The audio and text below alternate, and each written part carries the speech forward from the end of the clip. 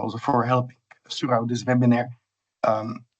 This webinar or this online training, we have 2 hours ahead of us.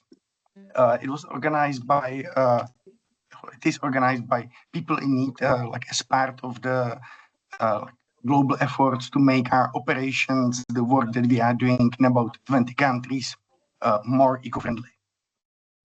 It was originally designed for people in teams in these 20 countries, but then we realized that there is no reason why we shouldn't open it also to people from other organizations, because we saw that perhaps it will be interesting to also others. And we actually realized from your reactions that the interest is quite high. We have here people from over 40 organizations, so we are glad that so many of you are interested and managed to find the time to join.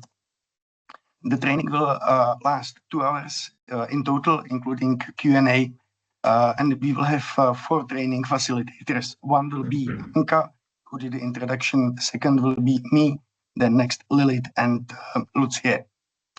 As you can hear, my voice is not completely clear. This is because a few weeks ago I completely lost it, and unfortunately it still hasn't come back.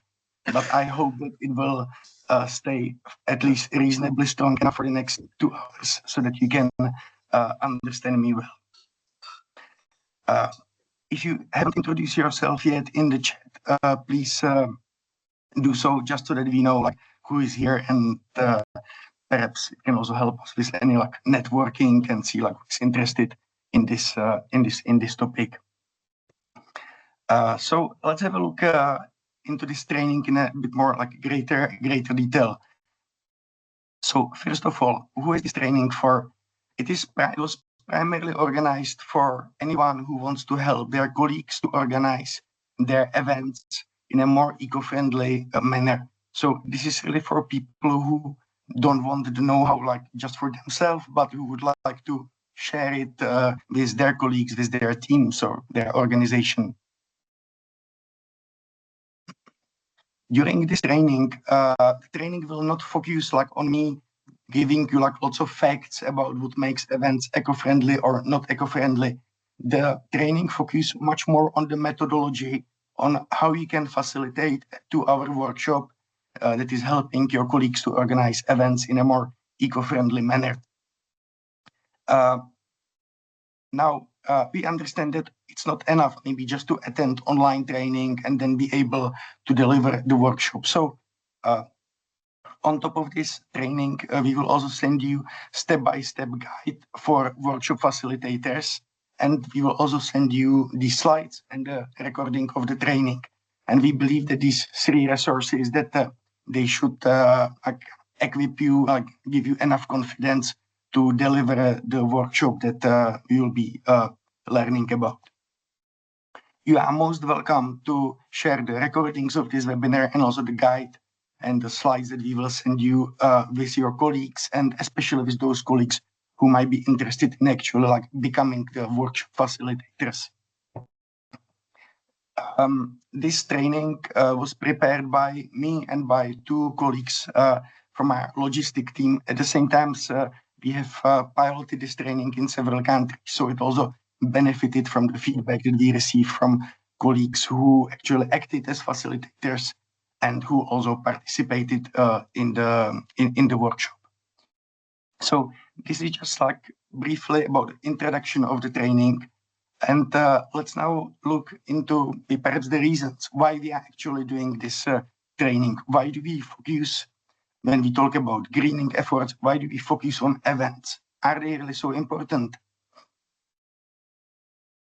Well, maybe we can try to understand the answer to this question by reflecting on your own experience. We have a question here, a poll, that is asking you, how many of you have organized any training, workshop, conference, or other event this year or last year? It doesn't matter.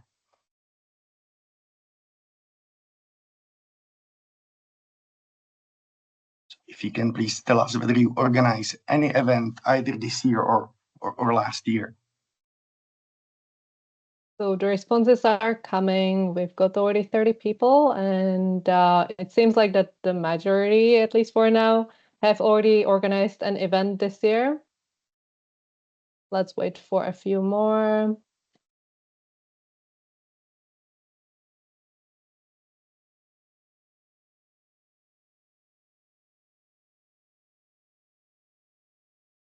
We're still keeping it quite high, so it seems about 80% of people, of 40 people, have organized an event. So what we can see, like what the results of this poll told us, that organizing events is really one of the most common activities that are done by humanitarian and development projects. I think there are not many projects, and I would say there are maybe no projects that would not be organizing like dozens of various events like throughout the course of the project. But it's important to realize that events, even though they might look quite innocent, they also come with their own like negative environmental impacts. Would anyone guess or maybe perhaps know what do these negative impact relate to? Could you please type in the chat what do you think are the negative impact on the environment that events have related to the most?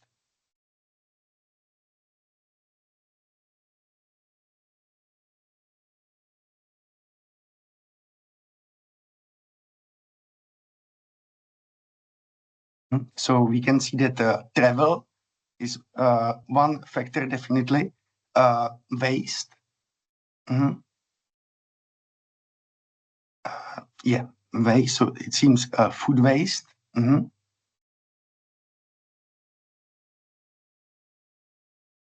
travel printing, which is related to waste.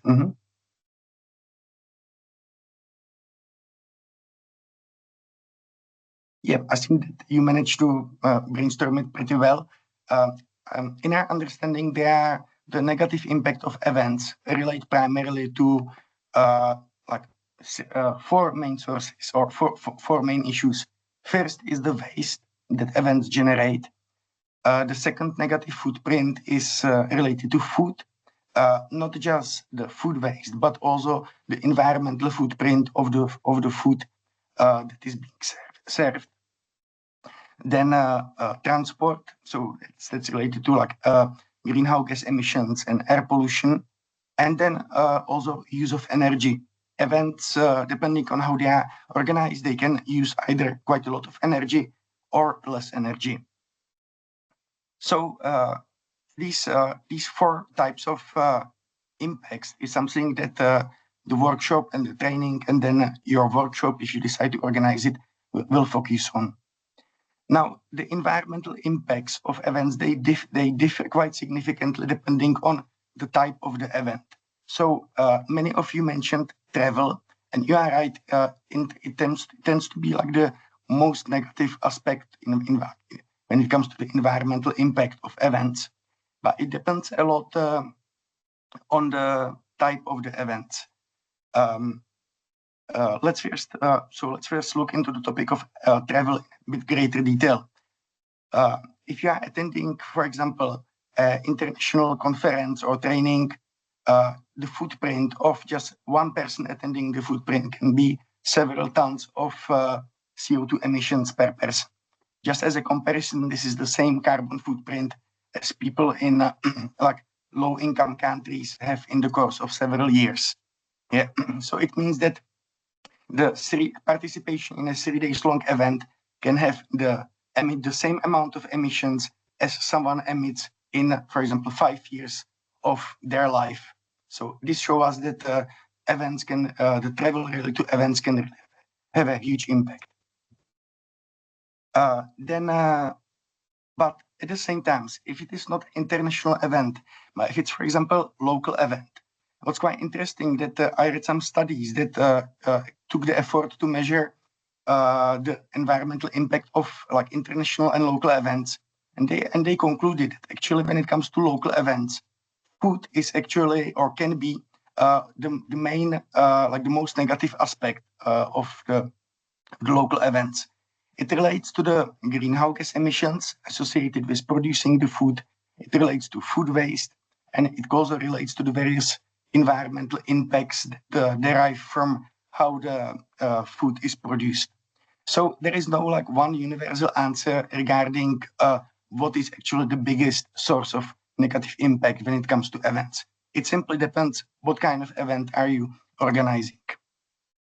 So just to conclude, for us, the main priorities for making events more eco-friendly will include, first of all, reducing travel, generating less waste, disposing of the unavoidable waste in a more eco-friendly manner, then using less energy, ideally even like using energy from renewable resources, and then offering more sustainable types of meals and preventing food waste. So this is something that we see like as the most impactful priorities and something that we will focus on. So right now, I talk primarily about this training, like what you will experience in the next 2 hours. But let me also summarize the workshop that this training should help you to organize for your colleagues so that your colleagues are able to organize their events in a more eco-friendly manner.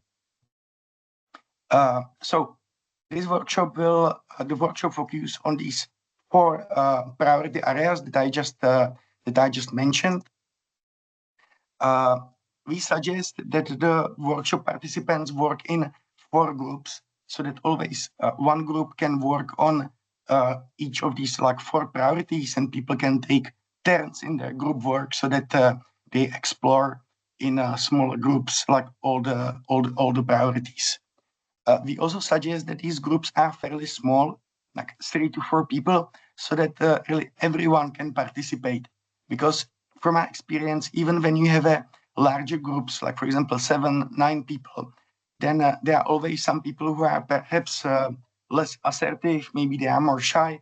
It's more difficult for them to like express themselves. They also have less time to express themselves. So we suggest that you use smaller groups, which of course like limit the number of people that can participate in the workshop, but at the same time it improves engagement and the quality of the experience. So the workshop is based on using a scenario of a specific event and these 4 thematic tasks.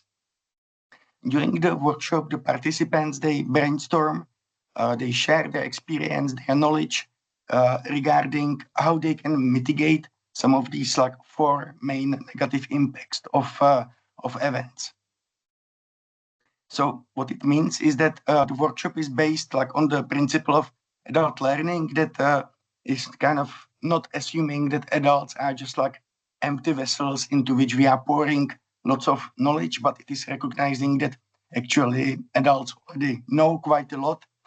We have some experience, we have some knowledge. And so instead of just like some trainer just telling them everything, we first build on what people know, and then we just complement it with, for example, anything that they maybe just forgot about, or they perhaps didn't know.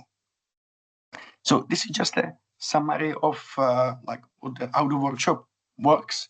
Let's also have a look at like some of the practical aspects of like organizing or managing the workshop. So the workshop lasts 2 hours. We have tested it. It's possible in 2 hours.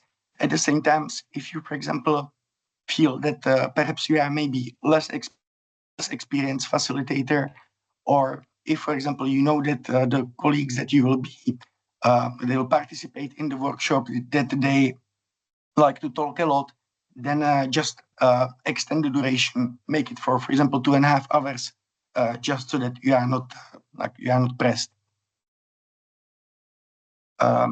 We will share with you a guide for facilitators, so like for the people who facilitate the workshops.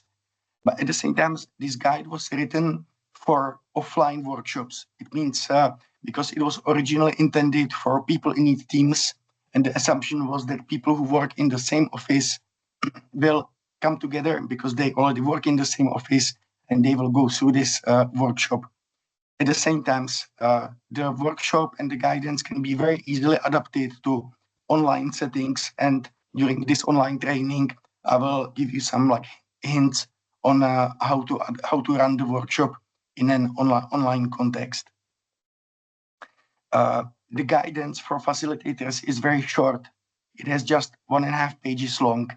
It's broken into 16 steps that we will cover during this training. And it is also written in Word so that you can easily like customize it to your context and to your needs.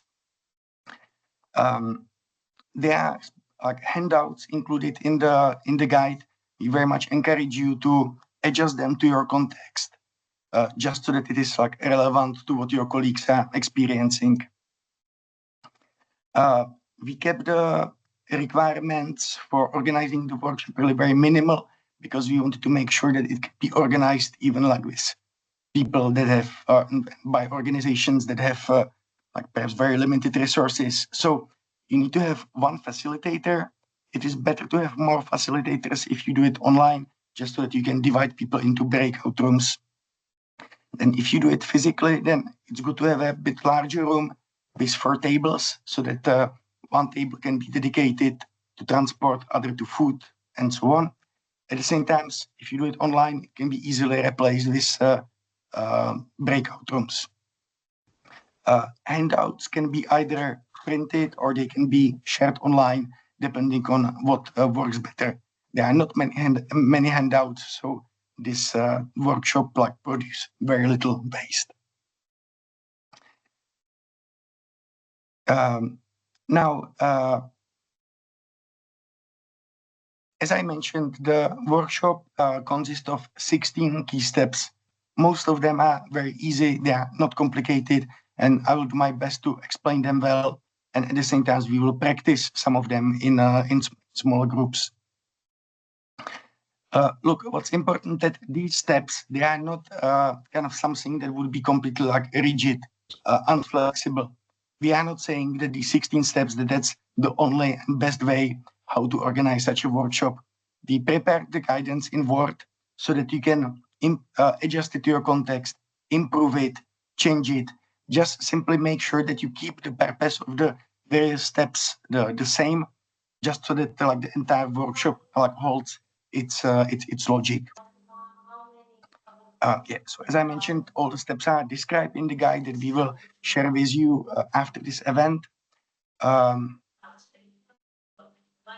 During this webinar, during this particular training, we will make 2 longer breaks for any questions that you might have about these 16 steps.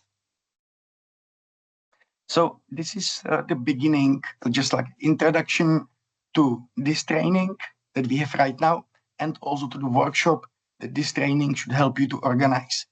Before I move into describing these 16 steps, is there anything you would like me to clarify? Do you have any questions or comments?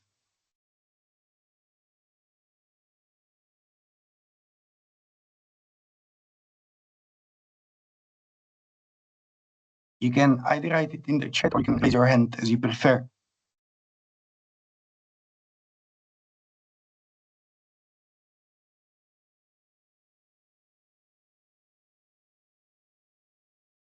Okay, so it seems that so far everything is clear. So let's now go into the 16 steps that you should go through when you facilitate the event. First one is very easy. Once participants arrive, you will divide them randomly into groups of 3 to 4 people, and you will ask them to sit like in these groups at these four tables.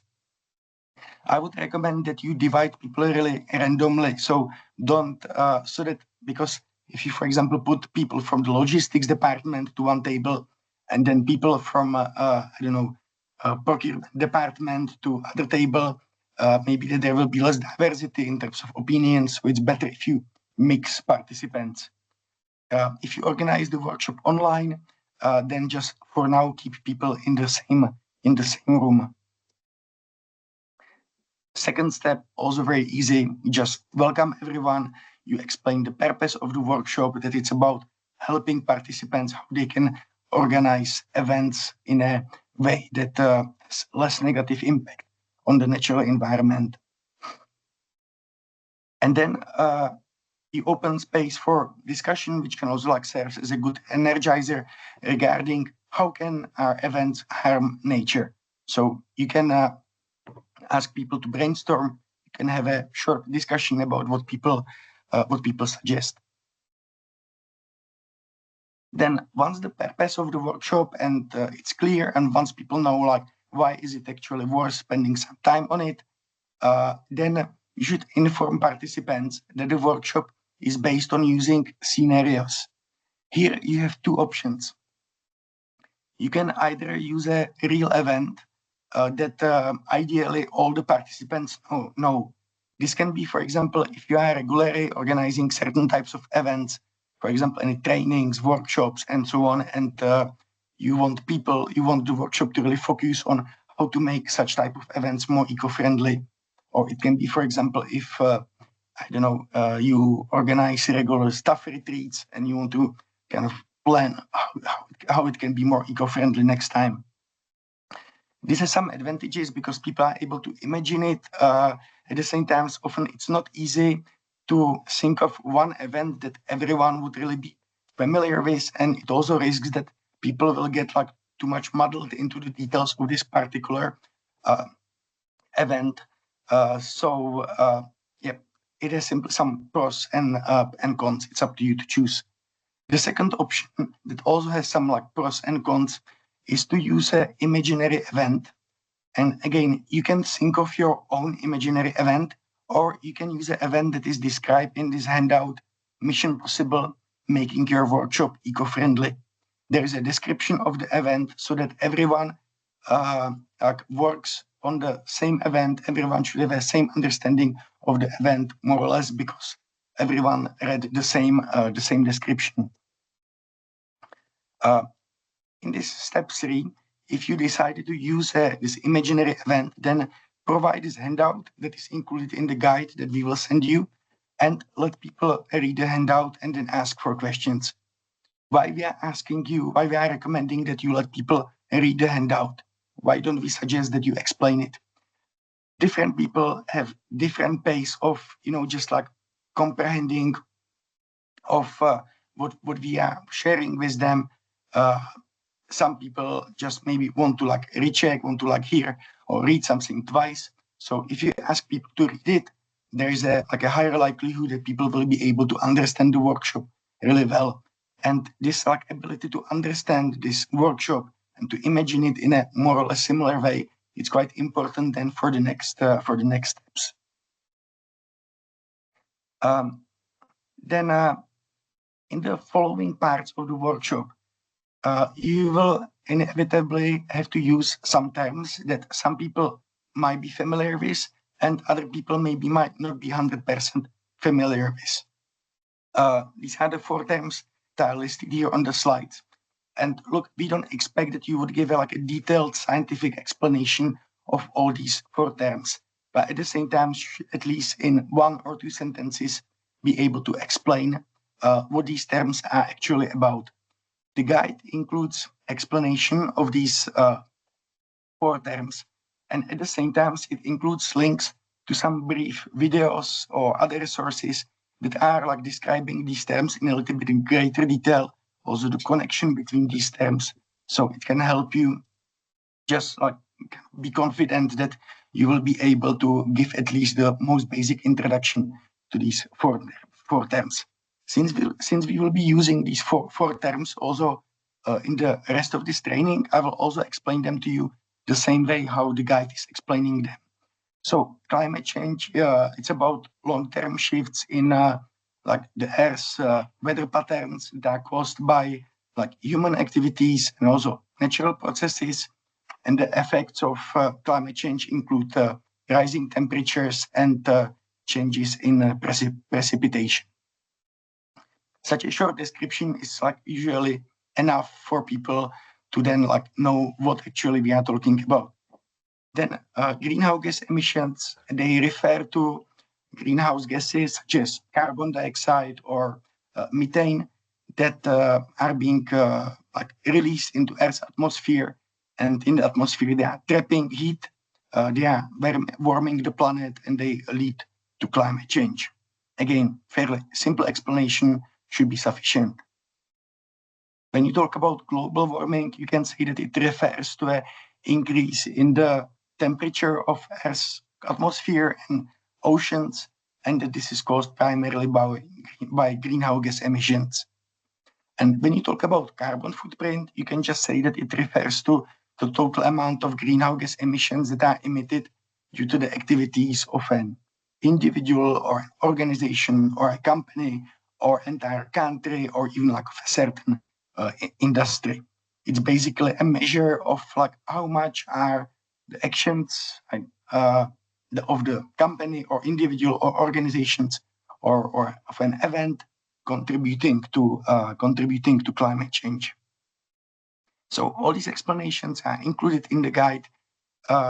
You can also choose whether people will read them first and then you will explain them, or whether you will just explain them. Okay, so let's have a look at the next step. In the next step, explain that the workshop will focusing on the four main let's say negative impacts of events. We call them here priority areas or priorities. These are the ones that you already talked about earlier. And at the same time, inform participants that they will start now working in groups. Each group will receive one-page description of the different priority area. And the handout also includes the task that the group should be working on. It means that one group will be working on, for example, how to reduce the negative impact of how to reduce the amount of waste that events produce. Second group will be working on how to reduce the amount of energy that events use, and so on. I talk about this one-page description of the different priority areas. Those are those that you can see here on the print screens. You can see that the descriptions are very short. It's really just to help people understand why these four priority areas are a problem and why do we focus on them. Then, if you are organizing this workshop online, then divide people into breakout rooms. Here, you will need a facilitator for each breakout room. That's why organizing in online takes more than one facilitator. Otherwise, if people are in the same room, you already divided them at the beginning into four groups. So everyone is sitting like different. Each group is sitting at a different table. At this point, you will provide them with this one-page description and inform each group that they will have 15 minutes to read the description of the priority and then resolve the task.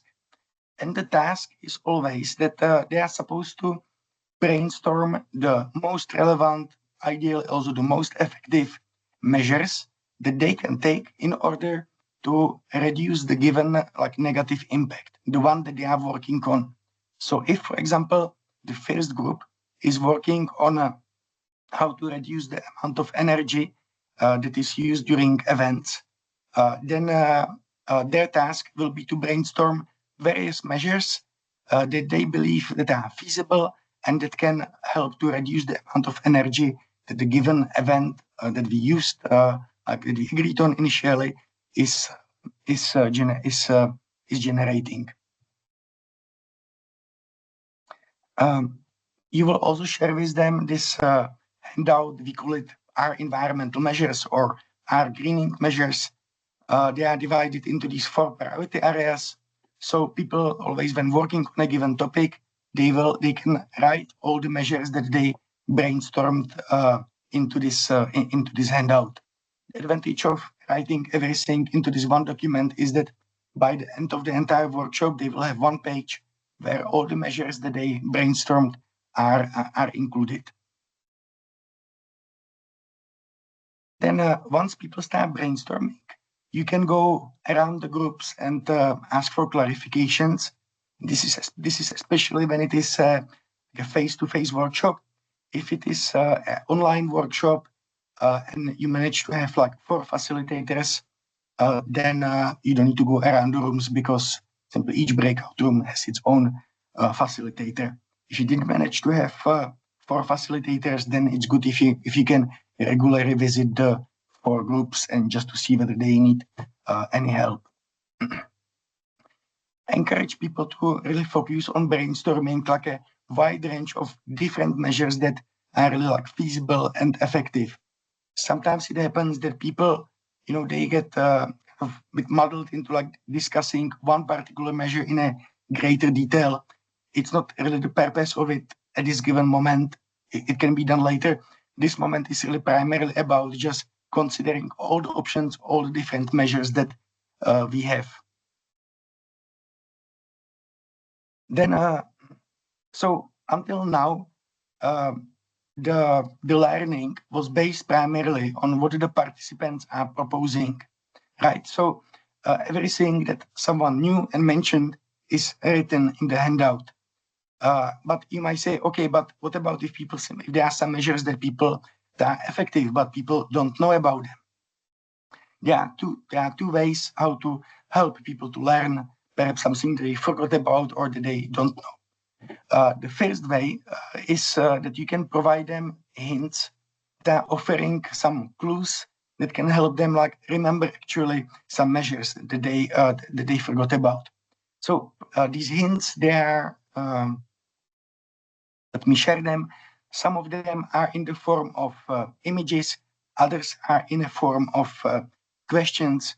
So you can share your screen or give them papers with these hints, and people can have a look at them and see whether these questions or the images are helping them to recall any measures that perhaps they forgot about. At the same time, inform them that they have 5 more minutes to brainstorm like any additional measures. And then the next step, once the time is up, so the time for brainstorming finish, you will provide participants with something that we called answer sheet, which is basically a thematic sheet. So like 1 per each priority, so 1 for waste, 1 for energy. That is listing the measures that, at least in our understanding, are the most effective and most feasible measures that you can take. And once you provide these answer sheets, ask them whether they can check all the measures or like all the greening solutions that they came up with. And Guys, if I can ask you to mute your mic, thank you.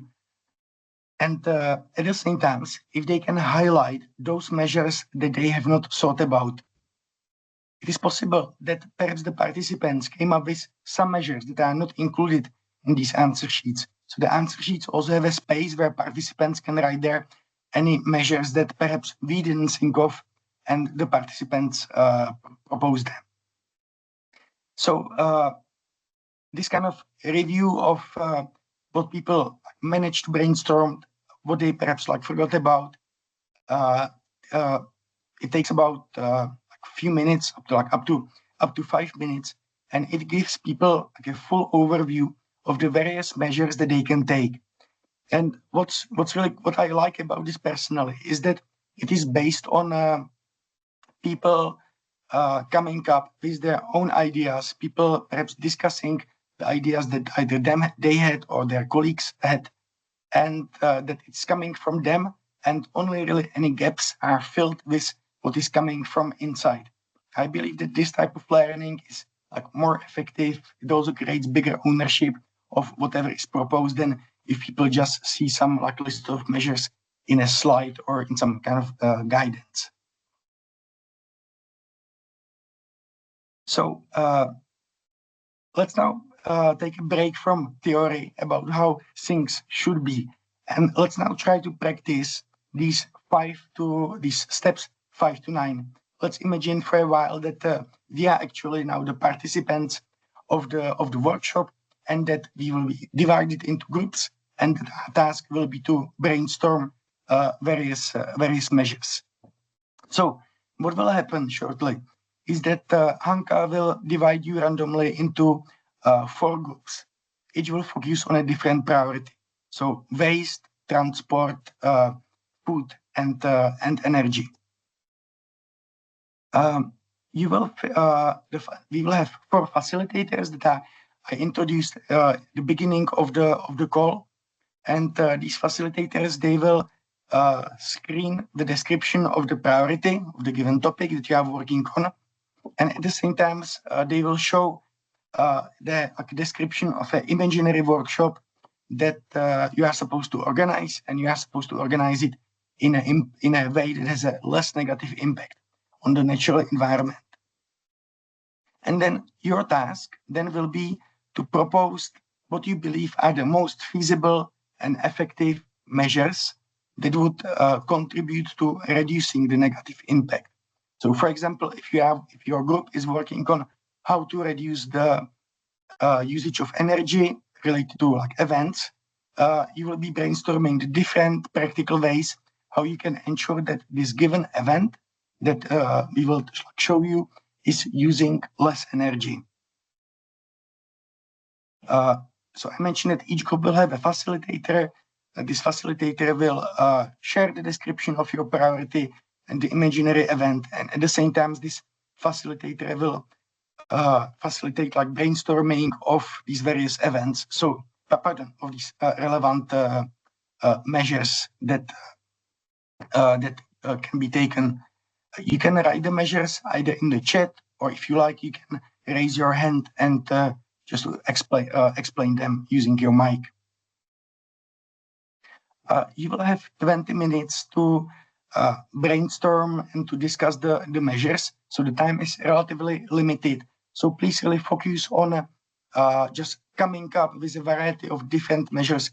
Try to avoid going into too many details. Once after the given time, you will be automatically returned to this main call, where the facilitators will present all the different ideas that you had, and then we will have a Q&A session that will be focusing on these first 9 steps that I just explained. If you have any questions, they will be addressed directly by the facilitators in your own in the breakout rooms. So right now, I would ask Hanka if she can divide us into 4 breakout rooms. Thank you. So I'm opening the room. So the participants should be moved directly. Just for us, for Lucia, Petra, Lilith will be joining manually the breakout rooms, but everyone else should be going there.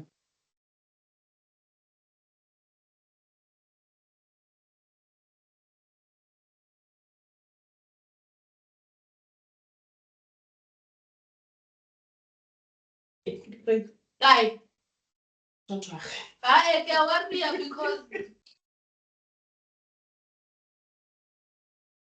Hanko, there are still some people here in the call, and I'm not sure whether Lilith knows how to join their room. Her room. Could you assign her? I can't assign them you as organizer, so you have to join yourself. Everyone else should be disappearing into their rooms. Can you tell us how to join the group, Yes. the breakout room? Okay, so click on the 3 dots. Mm-hmm. Then there are breakout rooms. Oh, okay, I can see it. And then And just your click name. on the one that is yours. Okay, thank you. And Hannah, I still see that there are some people who haven't joined. Yeah, 3 people. so let me sort it out. Thank you.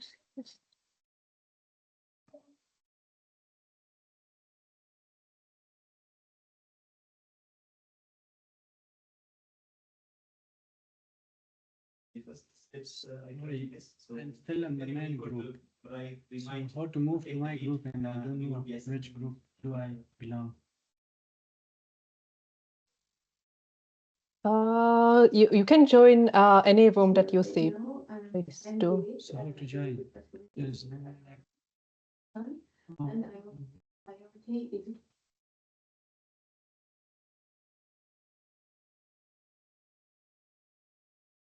can you guide me how to join any group? Can you try to like leave the the call and then join again, and I'll try to assign you okay. again. Okay, Thank you. definitely. Just a moment. Thank you.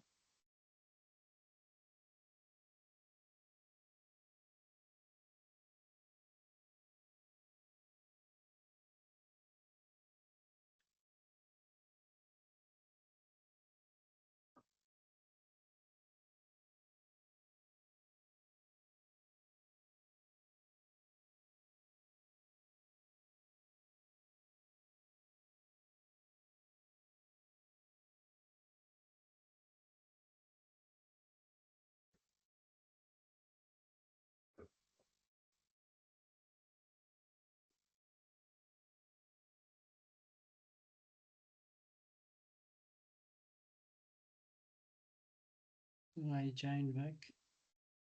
Now let me know how to move to my group.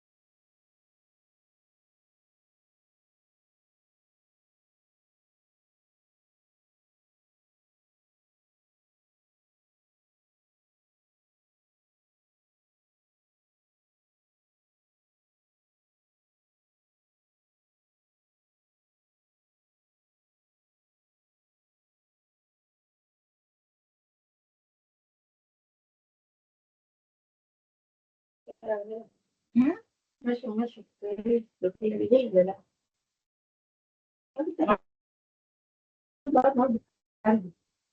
جدا حلو لا جدا حلو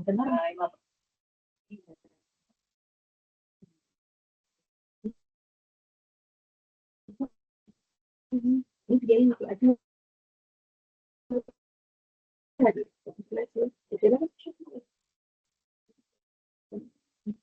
ممكن الموضوع اللي جينا كده اليوم انت قريت انت واصل كده انت لين كلام تضربوني ولا بيكم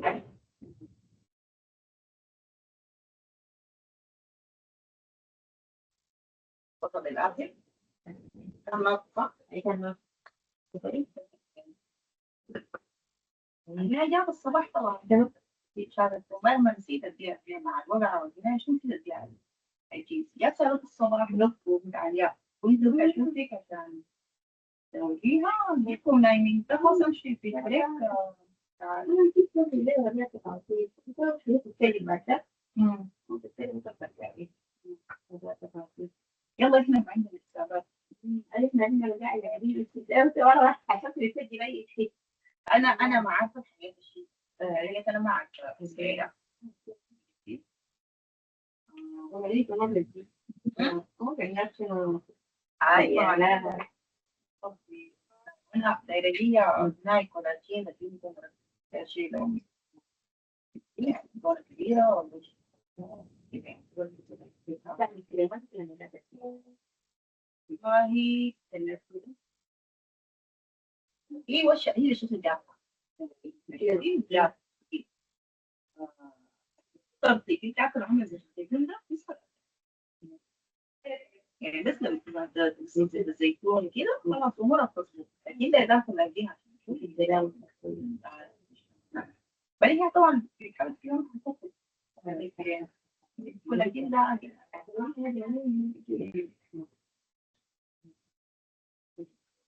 طيب يلا انا كان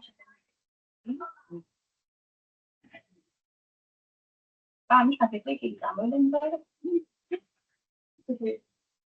يعني هي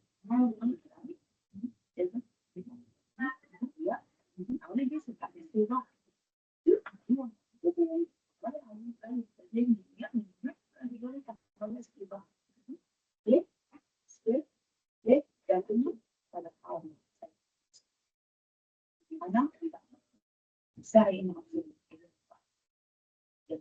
في الفيديو بيكسروا الطلبة كلهم مستحيل كلهم ده انا فكرة مش هتلاقي نفسي مش لاقيين على التعامل والتعامل بيه وخلال الاستمتاع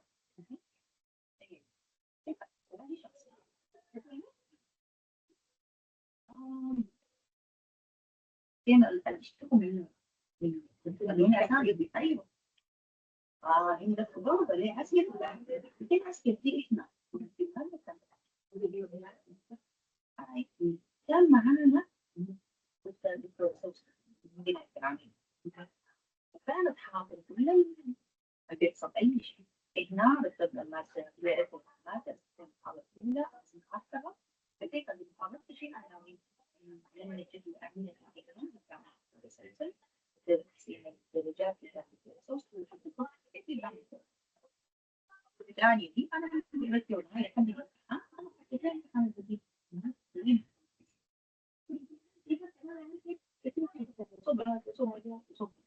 ثاني بالتالي إبراهيم ده هو 200 ضغط هو مش عارف الضغط بتاع انا ما بعرفش كيف زي هم مشكلة جدا طيب هي دي بالمناسبة ممكن تتعامل معاه تماما واحد الولد ده مش نسيت وش شيطان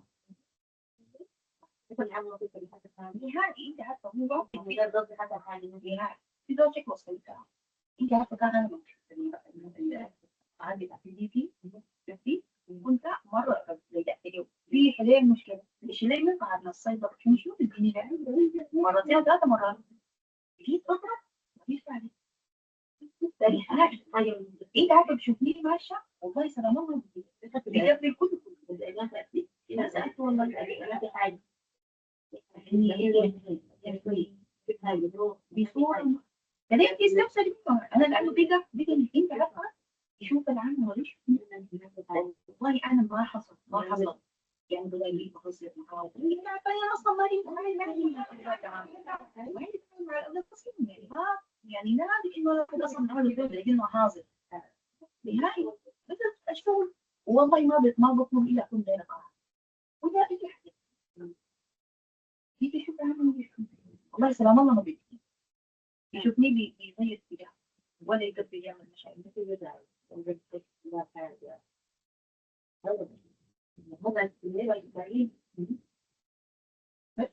يوم اصلا هو الضغط بتاع التسليم انا ما عرفتش لا مرة انه غير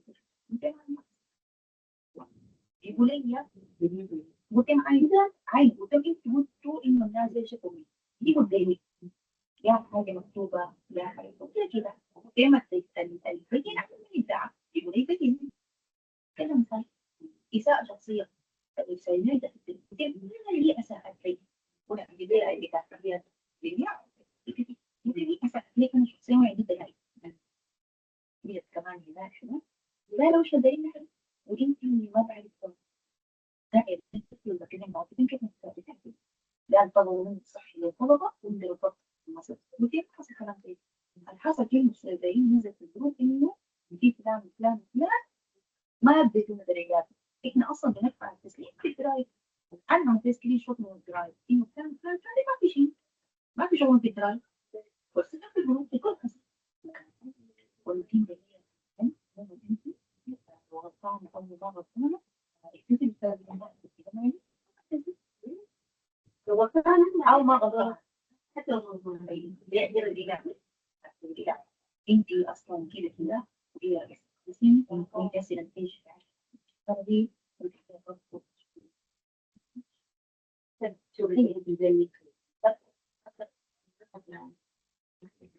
طبعا بيني أنا وأشوف وطبعا يعني فعل شيء أنا أصلا طيب جوز في شيء لازم في يمكن هي سكيلين كيف الحصل اللي أنا حاجة دي ما يفضل كده ولا أضطر فيها ودورت من فوق يعني كده الفرصة شخصية لأن أنا فعلا كنت بالفعل ضربت ليه وأكل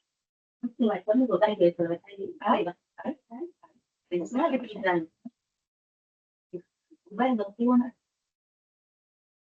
بس كان يطلعني بس الوليد فصل وفي التفاصيل انا سمعت واحد يوحدة واحد اثنين ثلاثة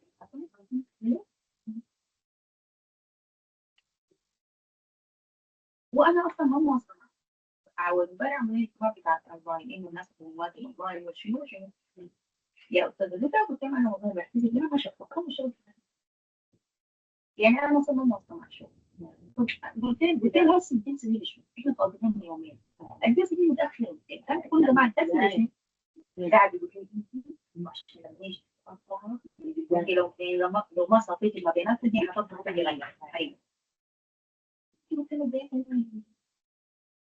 هي ثاني دي عارف انا فكرت في طبعا انا نسيت لو هيك معلش عمل بين حتى وبشكل اساسي والله استجابه للاسس والنقطه طبعا انا ده مش يجب على الترابيزه لا ما انا كاستاذ مكتب بتقول اللي باللفظ وبالكتابه قدام الشيء قدام الطلب ما مداني اي ادنى من الصلاحيات عشان ما يصير الطلب بحد ما الطلب في السنه لما يحصل مشكله واخليها تخفيف ما الا يتدخل حسب ما خطط يتدخل عن شخصيا تقنيه بتساوي بين التطور المصري والسودان في اي حاجه بالرغم من انه في السودان حاصل واحد اثنين اخيرا انت عارف ان اولاد البيت كان فرق بين الطلب وقاطع السودان كلها هي ما إلى الدخل يعني إلى الدخل لا ظهر ولا إلى دخل يعني هي عندها مشكلة بتاعت الإنترنت مع مثلتين دي أنا بحب أنا بنفسي قررت أمشي في نهاية إجراء ودي وهي عارفة ومع مثل وبعد ده أنا بتهمها بإنه في في تغيير الدرجات فعلا احنا كمركز بتاع السودان درجاتنا لما نيجي في الخط النهائي ما بيحصل لنا يمشي درجات ولا بيرجع. انا ما مره الدرجات كبير هي مزيدين يمكن صح كيف جاب هي خربت الاتفاق وكلمت العميد شخصيا وده الحريق يقول اجيب عليك انا مش ماشيه والله اجيب عليك طريقه مش ممكن اعمل فيه وانا تعبت وماشيه تعبت وماشيه والله يا كيلو دي الفيديو اللي فات بس انت سمعنا لي انا مش انت بتعمل ولا ما بتقدر يا استاذ غير كلام بلكتب كل ما عم يسوي شغل هي بتاخذ تحديد الدوريه كده والعميد حكى لي كل ما منيحه والاونلاين مرازيانه في الاونلاين بدون من انه احنا في ليش في السكن اذا ظلمنا بهذه عندنا وبالتالي انا ما ملزم اني اسعى اخذ من زمني الشخصي عشان انا اكون على التواصل مثلا اجتماعي ما ملزم على طول اعمل اي حاجه. كانت يا اخي احنا عندنا هو بس سلموه رفعوه لي يعني يوم احنا شغالين مصر انا الطلبه اليومي اذا شغال يومي في مصر اقعد اشتغل معهم ولا امشي اطلع برا اتكلم اونلاين اتكلم اونلاين زي جوتي والبس بس انا حكون مقدره مع خطه منتظمه ليهم ان هي بتسعى لتدريب الاونلاين على الاوفلاين بحيث انه لو اي حاجه اهم من ذلك انه لازم الحاجه كلها يكون اونلاين لا كل حاجه تكون اونلاين اونلاين دي احنا بالمنازعه انا اعتقد هذه يا دكتور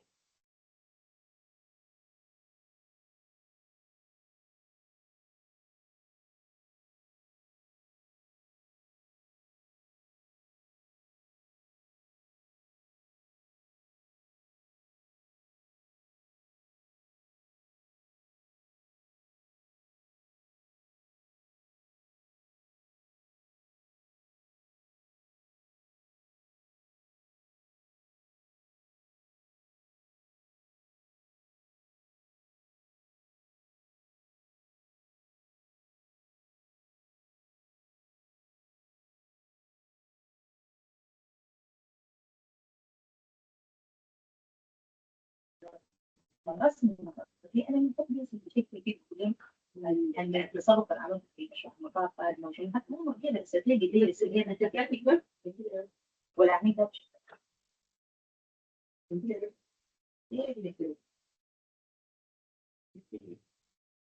عموما بتلاقي كده أصلا في دولة فعلا منفذ عن التعليم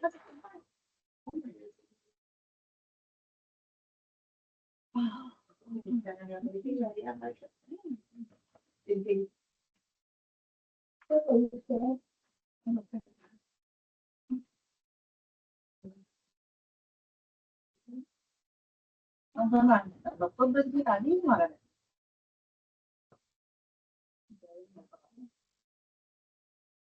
لا بالنسبة لي قسموا الناس يقولوا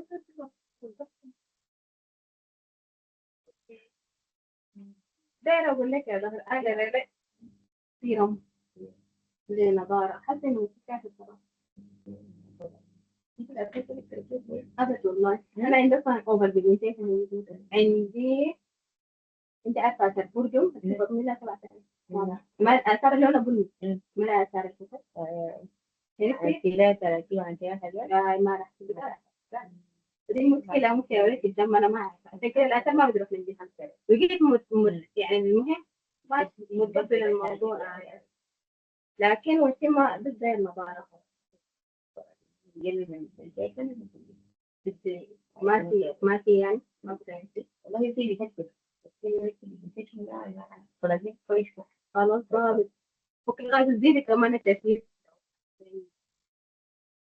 تمام قاعدة عندي قاعدة فوق كم يعني ممكن لحد السبيل خلاص انت مش قاعده؟ ايه هو طبعا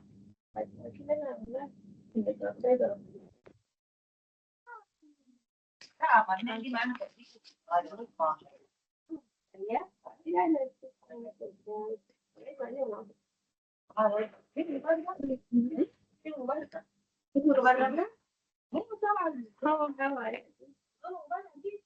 كوريدور برا كله تراب.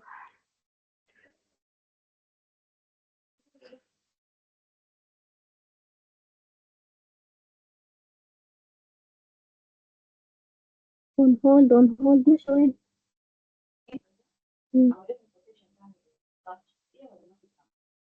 ناس اي ناس سولار كي ناس من سولار كي. المشكلة انه بس نوع البطاطين اغلبها قاطعة في السوق والله بالذات الليثيوم، بطاطين الليثيوم هي اللي الجافة دي، هي الالكترونيكا يعني العادية دي. يفضل من الليثيوم كنا بطارية واحدة بيشاور لك السيستم كله، يفهم فيه واحد. في ناس هنا يدين اسمهم ناس واي فاي سولار وفي ناس واي فاي ديل.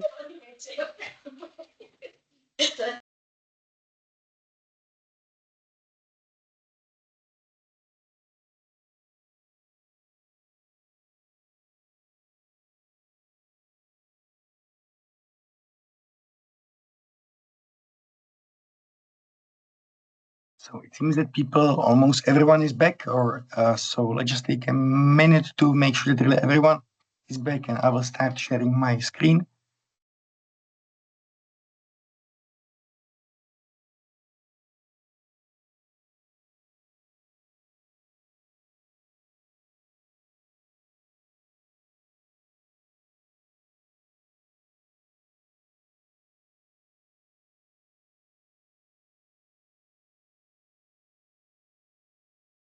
Okay, so it seems that everyone is back from the breakout rooms. We had a very active group that really proposed like amazing number and also a quality of measures. And the experience that you just had, where you learn about the given priority, then you learned about the task, then you were brainstorming what you think would be the most effective measures. Maybe the hints helped you to come up with some additional measures. And then the answer sheet like help you kind of to check whether you haven't forgotten about anything. This is the core of the workshop, because you right now you focused only on one topic, but what would happen in the workshop later is that you would do a similar exercise that would focus on the second topic, then on the third topic, and then on the last topic. And this is the process how people are sharing their know-how and how they are learning either from others or from what the handouts or what the facilitator shares. So in order for us to learn what are really the different measures that can be taken, I would like now to ask the group or the facilitator that was in charge of how to make the event-related transport more eco-friendly to share with us some of the key measures that were proposed. So that was in my group. So I'll just most of the measures were mentioned, like offering a hybrid option for events that combines local and international participants, carpooling, then choosing the venue so that people don't have to commute that far. The same for hotel accommodation as well, and some other ones that were not mentioned in the answer sheet were also connected to carrying services. So choosing local ones to reduce the travel distance. Also ensuring the availability of charging stations, as one of the measures was also encouraging using electric bikes, electric cars. Another thing was offering incentives to participants to reduce their environmental footprint when traveling. Carbon compensation was also mentioned, but one point during the discussion that was raised was that carbon offsetting, or that some research showed that it hasn't been that effective. Then researching in advance and like informing participants on the most eco-friendly travel ways or travel options prior to the event, offering local transportation tickets to participants was also another options, like some discounts for small travels, small distances. And also some interesting measures were like post the after the event. And that was analyzing the emissions after the event to improve in the future. Nice, great suggestion. Thank you. Let's now have a look at how we can reduce the environmental impact of the food that is provided at events. This topic was facilitated by Lucia. Yes, hello everyone who I haven't met yet. So we were talking about food and what measures we can propose. There was also some discussion regarding it. So the main topics that the group discussed were that we should consider packaging. So we should avoid using too many packages. We should maybe use less plastics, avoid disposable packages. Somebody mentioned using that they already use, for example, glass bottles instead of plastic ones. So there can be some switches in case we need to we need the packages for some things. We discussed the amount of food and what to do with the food that is left then. So some people already shared that they have experience with the last events that they organized, that they right now order, for example, less food, or that they reconfirm the number of participants just before the event, because then you can avoid having too many leftovers. But of course, it's impossible to have the exact amount of food that will be eaten. So somebody also mentioned that we can choose some charity or some other organizations that can take the leftovers afterwards, and so that the food doesn't go to the bin basically, or that you can try to have some recyclable boxes, for example, so that the participants can then take the leftovers home or to the hotel. And yeah, they basically take what's not eaten during the event. And also you should know what participants prefer regarding food, so that you do not order food that they don't like, for example. So that was a good point as well. And yeah, we were talking also about what kind of food you can offer to the participants, because in the hints or in the graph we saw that there is very higher amount, let's say, of carbon footprint that is emitted by beef or meat. So we were talking about having less meat, for example, in our event, or consider some vegan options, vegetarian options. Somebody said, which was interesting, that some people wouldn't like just the vegan catering or vegan event, so that some meat must be ordered, let's say, but they proposed ordering, for example, chicken instead of beef, which could be also some help, let's say. And the last point I would like to mention is that we can prefer ordering food that is produced locally and which doesn't travel too far, basically. So that's what the group talked about. Nice, thanks a lot. So many things, many measures that can be taken.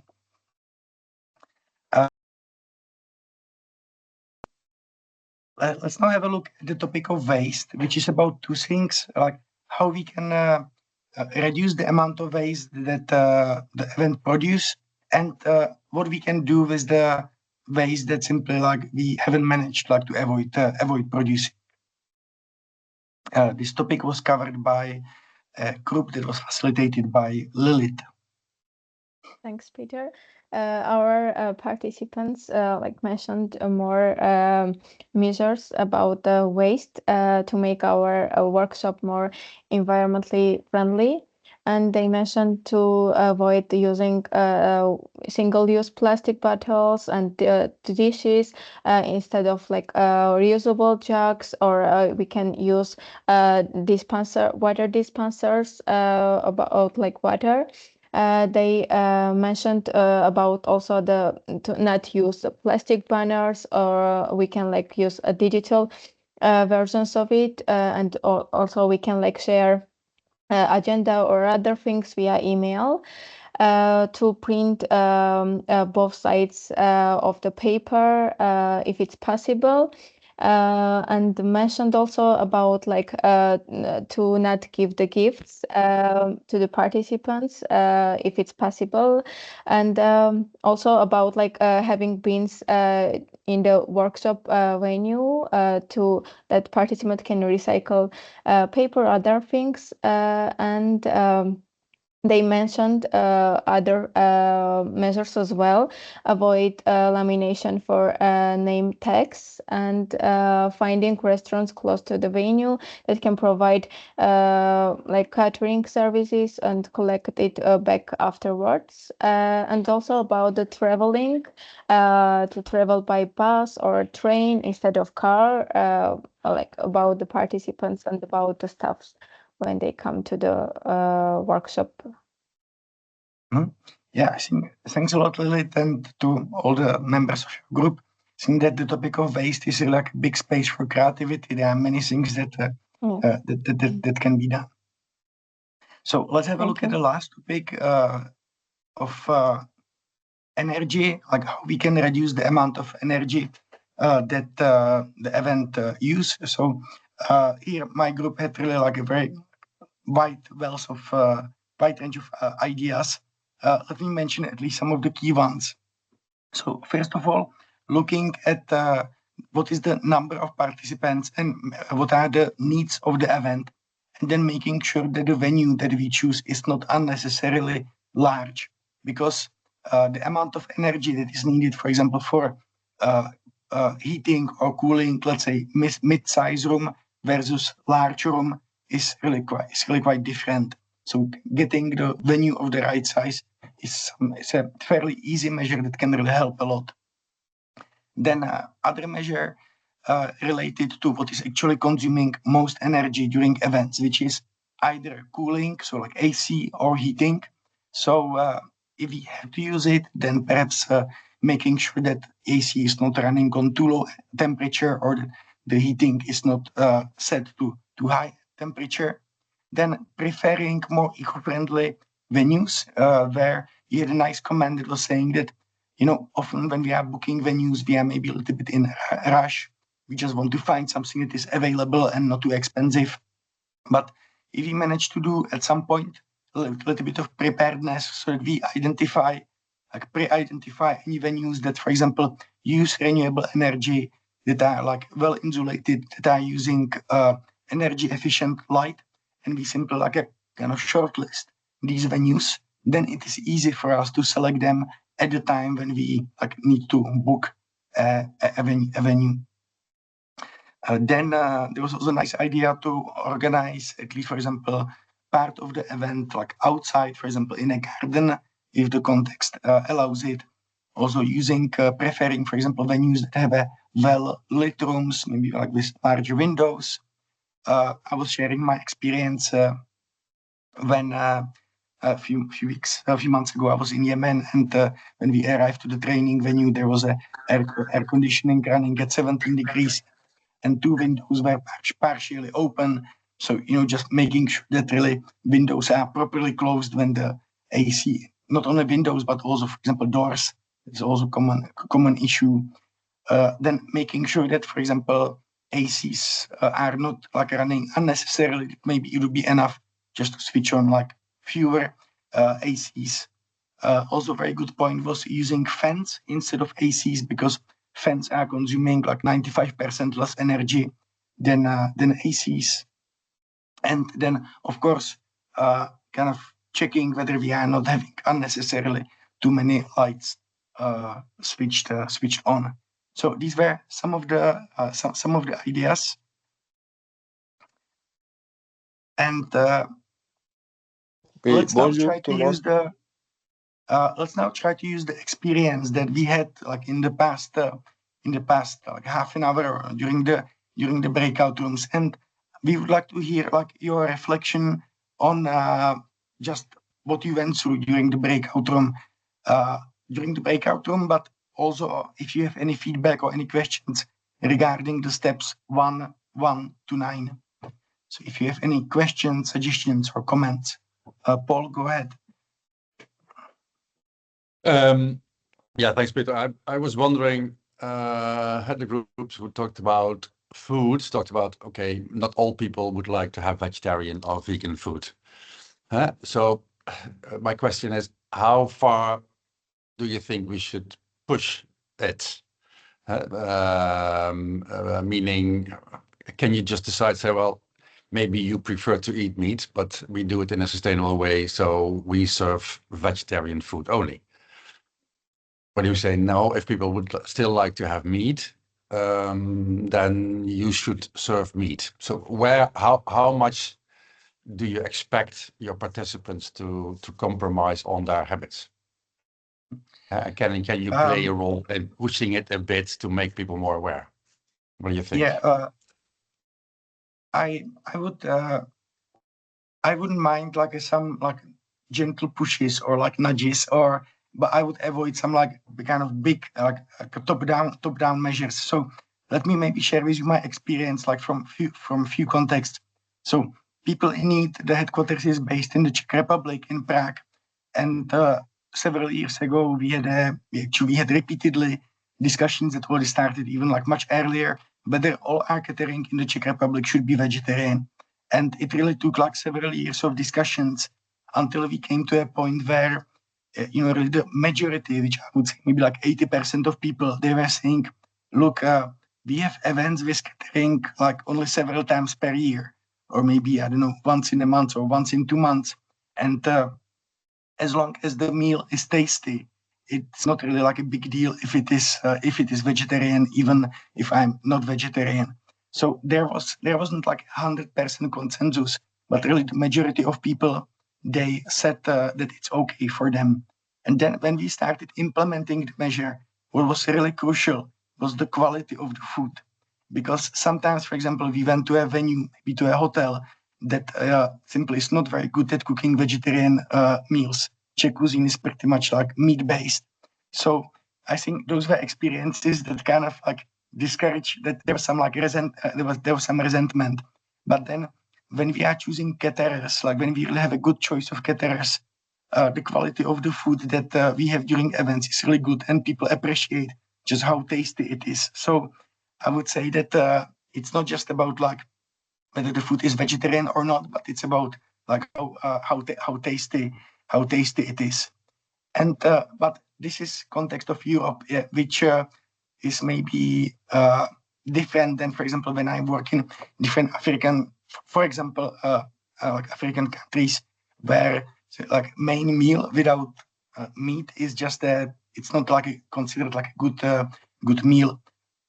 But still, and this is not like, I don't mean it like in any negative way. Simply, all of us have like different countries like have a different culture. There's like completely different backgrounds. Like we kind of walk different journey. But sometimes when you, for example, when the food is served like using like a buffet, you can see that there are maybe like several meals offered, and that there are 4 meat-based meals, and for example, like one, maybe some salad or something that is without meat. So maybe I would try to do a compromise that, for example, there would be only 1 or 2 like meat-based meals, and the remaining meals would be vegetarian. So I would say kind of like readiness for change, taste of the food, and simply like what is, just what's acceptable, maybe that should drive the decisions. Thanks, Peter.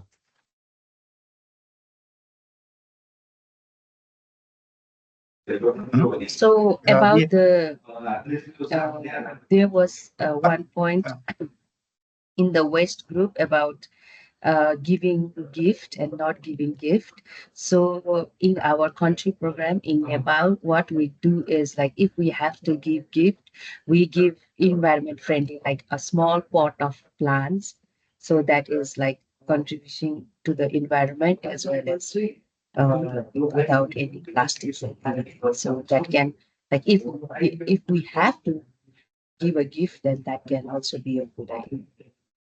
Yeah, I mean, if it would be kind of culturally not acceptable, like not to give a gift, then giving something that really like was produced in an eco-friendly manner and mainly like something that is useful, like something that people will not throw out. I guess that's the best option. We also have Alpha had hand raised.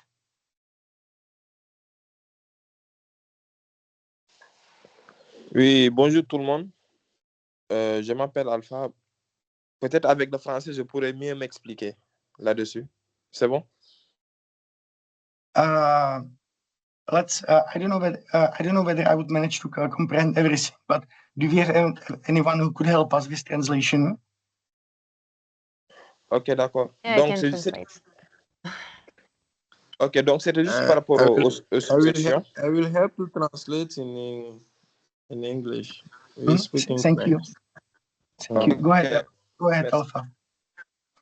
Ok, merci beaucoup. Donc, je m'appelle Alpha Amadou Diallo, je suis sénégalais. Donc, je travaille dans le domaine de l'énergie, plus précisément donc, sur la cartographie du réseau BT basse tension.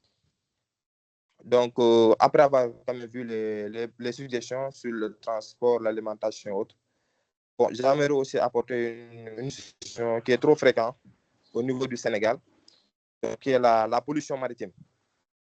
Donc, c'est juste voilà, une difficulté qui est rencontrée beaucoup dans la zone donc, avec le déversement, bien sûr, des déchets toxiques. Donc, ce qui entraîne la pollution aussi de certains produits halieutiques, aussi des canaux, aussi à eau usée ou bien qui alimentent, bien sûr, à travers des produits chimiques où donc toutes ces choses sont déversées au niveau des eaux. Donc, c'était juste ça mon suggestion là-dessus. Donc, la pollution maritime en quelque sorte. Merci beaucoup. Thank you. Okay, Let's my now name ask is for the translation. Okay, my name is Sheikh Abdul Karim Jara. I am Malian, and I will translate on the behalf of Alpha Amadou Diallo from Senegal. He said he would like to contribute about the different measures that must be suggested, as he is from Senegal and is observing that there is a big pollution, maritime pollution. He is working in the Senegal Electricity Company, and his profession is about digitalization of territories, which help him to see that it will be considering if those products which are come from the sea are polluted, the many sectors, because those wastes are not facilitate food consumption and also are reduce are affected the sea by those pollution where people are going to swim or fishing, things like this. And it's suggesting is if we can add that pollution, maritime pollution. That was what he said. Thanks. Thank you for the suggestion. Look, I understand that each country and each context has its own kind of challenging things that are worth focusing on. And that's why also the guidance that we develop is very much open, like to your changes, to your improvement. So definitely like do adjust it to what matters the most in your context and what relates to the impact of your events. Before we move on, does anyone would anyone like to have any clarification or any feedback on these like steps 1 to 9? Like, are there any questions related to the methodology of the workshop? I'll You know, just when you ask, bring one question from the chat. Tom asked, and feel free to add, but the question was how to involve before the workshop. If you can recommend a way to involve relevant people before the workshop, and how many people would you recommend?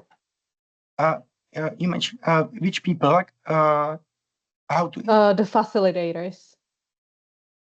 How to involve them? Yeah, how to select them, and a way how to involve them, and how many. Okay, well, ideally, you would want people who have at least like basic understanding of like these different negative impacts of the events, so that at least like some basic orientation, and who have some experience with delivering trainings or facilitating workshops. So it means like a combination of people who have like a little bit of the technical background and also some level of the required soft skills. Regarding the number of facilitators, as I mentioned, if it is like a face-to-face workshop, one facilitator is enough. If you can have an assistant, that's great. If it is online workshop, make sure, and you are dividing into groups as we just did, yeah, then it's easier if there are 4 facilitators. It's also possible to have fewer facilitators, and they can just be going to groups and always like make kind of giving them the task to like brainstorm and to record the key measures. If there are no additional questions regarding the methodology or regarding the approach, regarding like how we should facilitate the workshop, then let's have a look at the following steps. They are much easier, so it will go faster.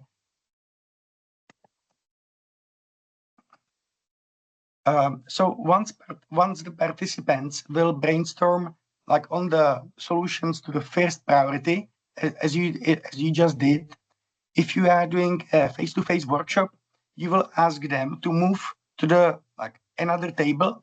It is dedicated to other topic. So you can have, I mentioned earlier that you can have 4 tables, one dedicated to food, other to transport, other to energy, other to hang on, I didn't mention it. Food, energy, transport, and waste.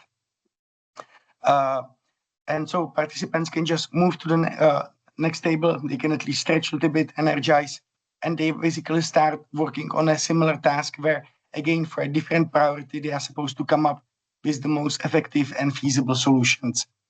If you are doing online workshop, people are staying in the same breakout rooms. They just start working on a different priority.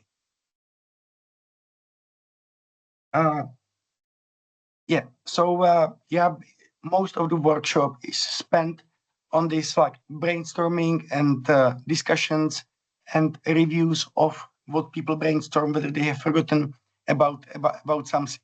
So the participants, they always, as you did, just read the description of the given priority. They discuss the relevant greening measures, also using the hints that are helping them not to forget about anything. They record the key measure in the provided handout, and then they compare what they proposed with what is listed in the answer sheet. The answer sheet doesn't have the objective to really list all the measures. It just highlights like some of the most effective measures. So that's why I think that it happened to perhaps all of our groups that there are some measures that maybe were not included in the answer sheet, but they were still suggested. And then once they do this, once people go through this experience, they move to the next table where they are working on the next topic. And this process of always learning a little bit about the topic, brainstorming solutions based on our experience, learning from other colleagues in the group, while also learning from the hints and from the answer sheets, is like what is developing our knowledge and like helping participants to learn about like all the different measures that they can take. Now, once people go through all the 4 groups, like so they cover all the four priorities, and so they have like a full understanding of the various actions that they can take. You can ask them to, if this online workshop, you can ask them to return to the main call. And then you can open space for any comments or questions about any measures. And I would suggest that you encourage people to focus mainly to talk about anything that is preventing them from using any of the measures, and about any solutions or about any ways that could help them to overcome these barriers. Because we want that the participants feel that the measures that they talk about is something that they can use. They just don't want to like feel, okay, well, this is nice, but actually I cannot use it in my context. So the discussion should focus on kind of making it easier for the participants to use the various measures. And now the 13th step is, at least in my experience, one of the most important steps.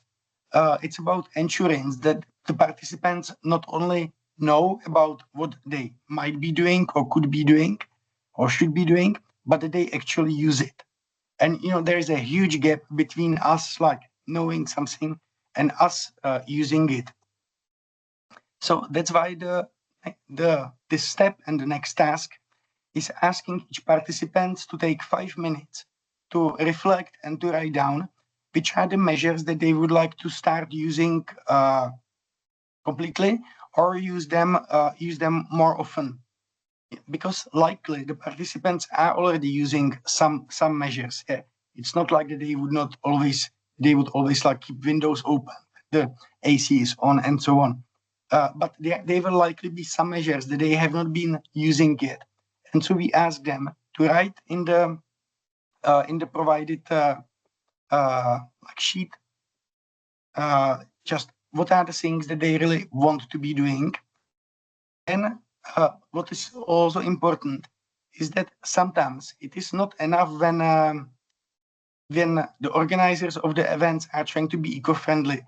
It's also important when they show to the participants what the organization is doing so that the event is eco-friendly. Because often we need some collaboration from the participants. If you put their waste for bin for segregating waste, but maybe people even don't know about it, or just like it doesn't come to their mind, then they will not do it. So at this point, we are also asking participants how to communicate during events, what are the different measures that are being taken, and what kind of collaboration is required from the participants. At the same time, many of you know that donors, but also, for example, your potential partners are increasingly interested in to what extent are humanitarian development organizations operate in an eco-friendly manner. So you can also think about how you can communicate externally about the measures you took to make the event eco-friendly. So, for example, if you are posting on social media, or if you are writing a report about the event, you can also consider it. All of this is included, can be reflected and written in the sheet. And now, time for your action. Just asking the people to brainstorm a few key measures, and then that they would like to take, and just have some reflection, some ideas on how to communicate them. The remaining steps are already very easy. I think you know them well. First of all, you can. I would encourage you to ask participants to. It can be voluntary. I wouldn't push anyone, but just to ask them whether they would like to share their plans regarding the measures that they personally want to take. Because if someone stands up in front of their colleagues and he or she says, okay, I want to be doing this, that, and that person is kind of committing themselves to doing it. So it creates, it increases the likelihood that the person will just not write something in the handout, but will also do it. So appreciate all these like good ideas that people have, like all the plans, and encourage them to really use them. Then ask people for feedback. If you organize like a face-to-face workshop, you can just use the second kind of the other side of the handouts that you distributed. Or if you use if you did it online, you can just use online form to ask people like a few questions. Just how useful was it? You can give them scale, for example. What did they like, and what could have been better? If you think that you will organize this workshop more times, then this feedback is very important for you and make the next workshop more enjoyable for everyone and also more useful.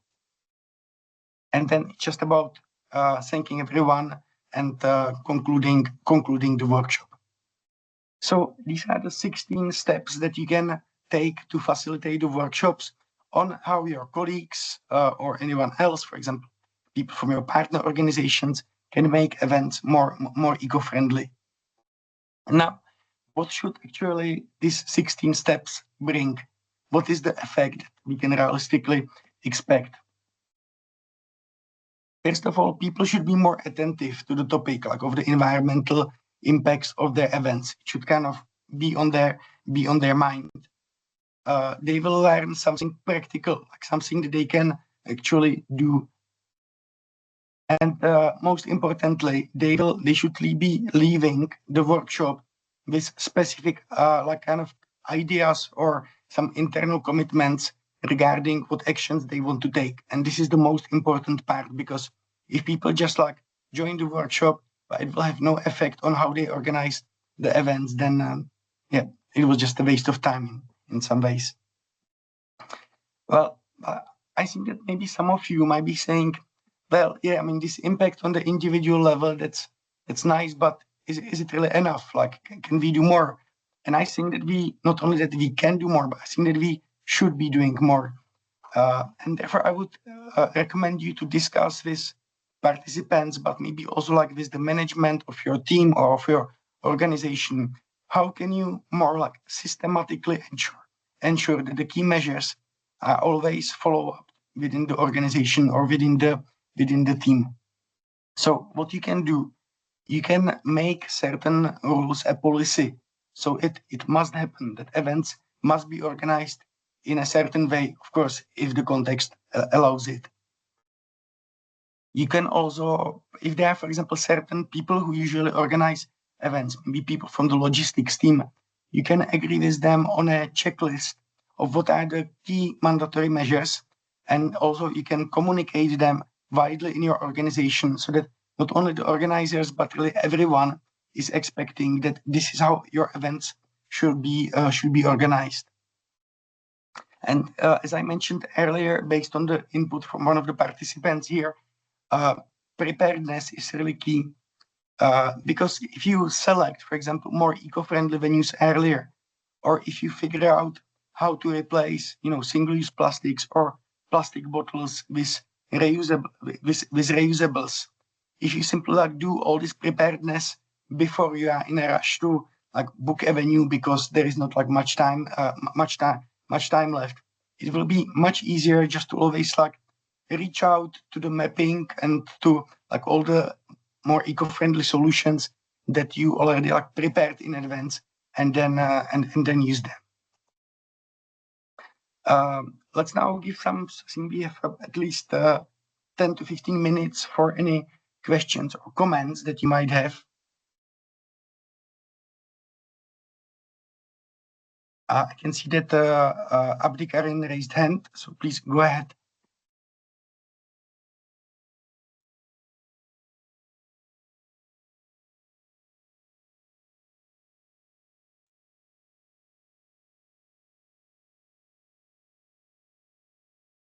So we have Abdikarin Ahmed raised hand, but your mic is muted, so maybe you can unmute your mic so that we can hear you. And otherwise, if there are any other comments or questions, feel free to raise your hand and or please type in the chat. Ahmed? Yes, thank you for the nice presentation. I have one question. The question relates to the transportation part of the training event, because I see it's indispensable that you might invite someone who is away from the training location. So what are the best practices you have had, or what measures are we required to, in order to reduce the carbon emissions related to transport? What is your advice? Because as an organization, we are doing a lot of trainings. We are inviting local NGOs, international NGOs, and also people who are far from the training location. So this is my question. Thank you. First of all, we just have to admit that like some amount of or some level of travel is often like inevitable. Travel is really like essential for doing like humanitarian and development work well. So some level of it is simply like it's a must and we cannot get around it. But the key question is what kind of travel can we avoid? So let me just share with you like from my personal experience. I work part-time for people in need, and the rest of my working time I work as a consultant for many other organizations. And for example, 6 years ago, I was flying really a lot. I was flying, I don't know, like easily like 7 flights per year. These days, I'm maybe doing like 1 to 2 flights per year. And it is because I managed to convince like my clients that actually the only workshops that cannot be done or on the trainings that cannot be done online, those workshops that are highly interactive and where I really have to be present.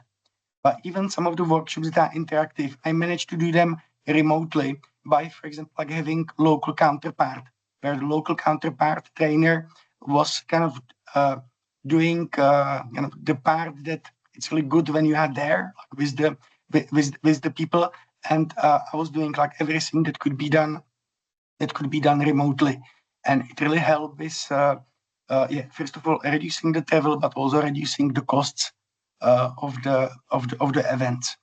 Otherwise, you can simply use the kind of principles that I think most of us know, that if people have to travel, then maybe seeing whether if public transport is like safe and reasonably comfortable, then asking them to use public transport. If this is not an option, then seeing whether they can share the car with someone else. Thinking also about the location of the events. For example, whether it's possible to maybe organize like more events closer to where people live, instead of like one big event in a capital. Very much depends on the context and on the type of event that you are doing.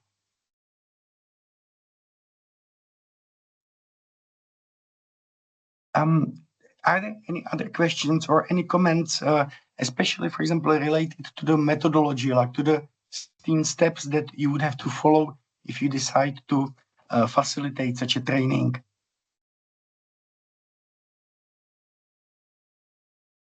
I'll just bring up one comment in the chat, which was about adjusting these approaches with like cost and culture and inclusivity as well. So one specific example was that like older generations would be less used to digital versions of, for example, agendas, and it would be harder for them to read it. Yeah. And that sending the electronic or digital copies in advance properly would make it easier for them. So that was one comment from the chat. And earlier there was a question about noise pollution, whether where it would fit and whether there are any comments on that. The noise pollution related, like our event would be creating noise pollution. I don't know. Some events can create noise pollution, but I would say that it will not be like the most negative, like environmental impact of the events that humanitarian development organizations usually organize.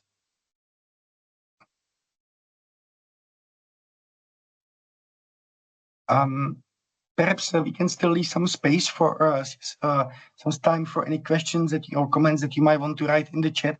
Let me just share like few, I think, for you useful information with you. The slides, the recording, and the facilitator guide, we will email it to you latest by Monday, most likely even earlier.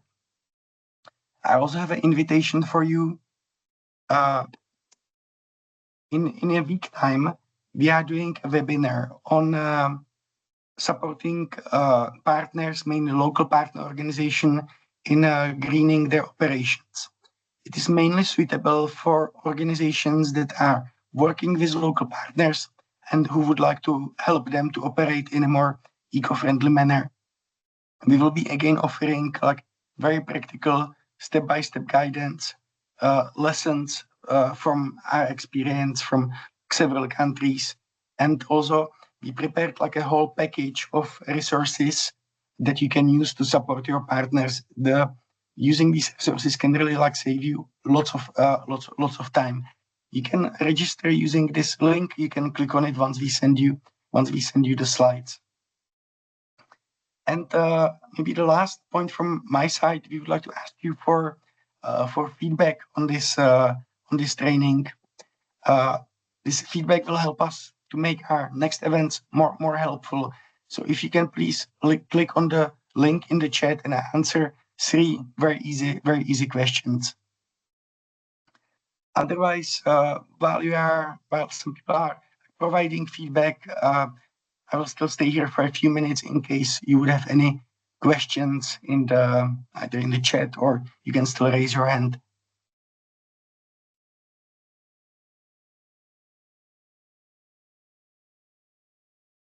Let's take, for example, 1 minute to see if there will be some more questions or more comments coming in the chat, and then we can conclude. And in the meanwhile, please do go to the chat and just answer these like 3 super simple questions. It will help us a lot.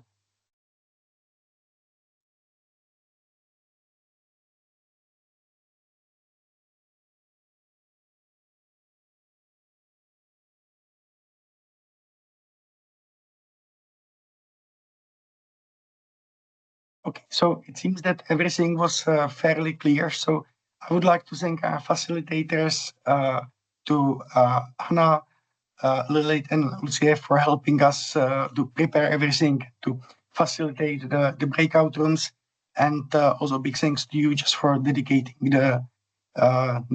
this time. So all the best with making your events more eco-friendly, and have a good rest of your day. Thank you. Bye-bye. All the best.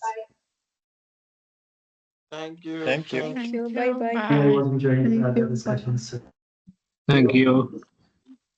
Thank you. Bye, everyone.